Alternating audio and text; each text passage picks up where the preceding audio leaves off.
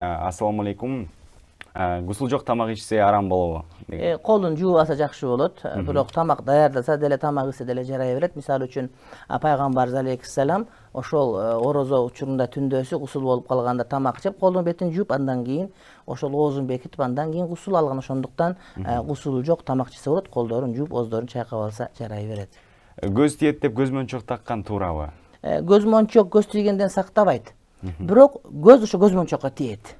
Анан адамга тийбей көз мончокко тиет деп ошон үчүн ошондон көз мончок тагышат. Эгерде көз мончок сактайт деген ишенич болсо, анда бул ширк болот. Кудай гана сактайт. Намаз окуган жерде башка адамдардын сүрөтү же жаныбарлардын сүрөттөрү болсо эмне болот? Эгерде кыбласында же оң жагында, сол жагында же мисалы үчүн ошол башында турса, анда бул намаз макруh болот. Ал эми астында тебеленип турса, аркасында турса, зыяны тийбейт.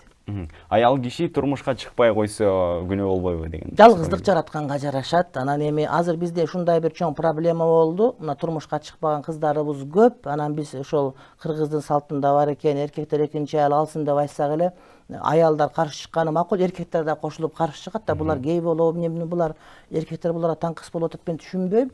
Коркунучтуу маселе, дагы бир 30 жылдан кийин бизде бойдок кемпирлердин армиясы пайда болот да, аларды бага туруп эч ким калбай калат. Ошондуктан мына ушул салтыбызда, шариятта бар нерсени ишке ашыра турган болсок, бардык ордуна келет, урматтуу бир туугандар.